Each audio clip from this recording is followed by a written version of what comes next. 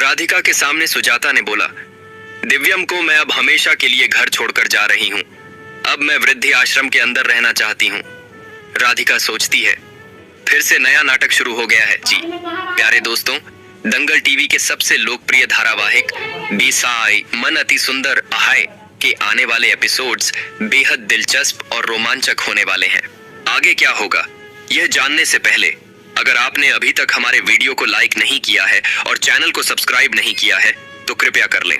जैसा कि आप सभी ने देखा, सुजाता पूरी कोशिश कर रही थी कि राधिका दिव्यम को उसकी सच्चाई न बताए।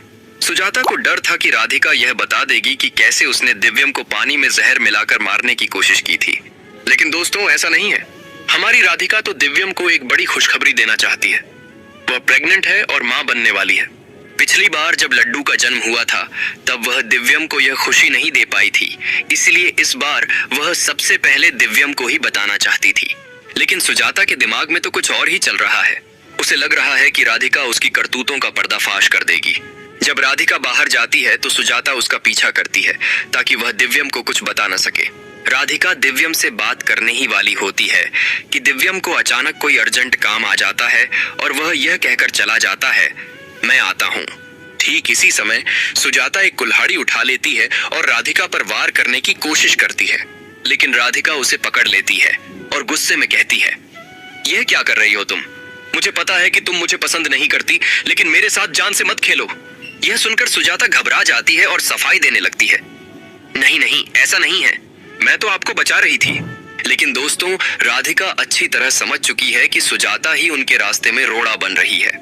सुजाता का दिमाग पूरी तरह से खराब हो चुका है। राधिका सुजाता को स्पष्ट शब्दों में कहती है, अगर तुम मुझे कभी अपनी बहू के रूप में स्वीकार नहीं कर सकती तो मुझसे बात भी मत करो, यहाँ से चली जाओ।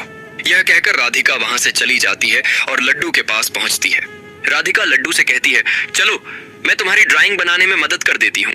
इस पर लड्डू मासूमियत से कहती है, माँ, अगर मेरा कोई भाई या बहन होती तो मैं उसकी बहुत रक्षा करती और उसे बहुत सी चीजें सिखाती। राधिका मुस्कुराते हुए कहती है, यह बहुत जल्दी हो जाएगा, तुम्हारी यह इच्छा भी जल्द ही पूरी हो जाएगी। लेकिन सुजाता दूर से ही राधिका को देख रही होती है, यह जानने की कोशिश में कि वह दिव्यम को क्या बताने वाली है। तभी दिव्यम वहां आ जाता है और राधिका से कहता है, राधिका चलो हम अपनी अधूरी बात पूरी कर लेते हैं। वह लड्डू से कहता है, लड्डू बेटा, तुम कमरे में जाकर ड्राइंग बनाओ। तभी सुजाता भागती हुई आती है और दिव्यम से कहती है, बेटा मुझे बहुत घबराहट हो रही है, चलो हम मंदिर चलते हैं और गरीबों को खाना खिलाते हैं तो मुझे बहुत ठीक लगेगा। दिव्यम भी उसे हाँ कह देता है, चलो माँ हम चलते हैं, मैं आता हूँ गाड़ी की चाबी लेकर, तुम पूजा का सामान ले लो। राधिका यह देखकर सोचने लगती है कि उसने तो अभी तक दिव्यम को अपनी प्रेगनेंसी की बात बताई भी नहीं है। क्या सुजाता इसीलिए इतनी परेशान है? अब आप सभी को देखने को मिलेगा कि सुजाता एक और नया नाटक शुरू करने वाली है। वह सभी घर वालों को बुला लेती है और कहने लगती है कि वह अब हमेशा के लिए इस घर को छोड़कर जाना चाहती है, क्योंकि वह इस घर से बहुत परेशान हो चुकी है और अब वह वृद्धाश्रम में रहना चाहती है। तो दोस्तों, आपको भी पता चल गया होगा कि सुजाता कितनी पागल हो चुकी है।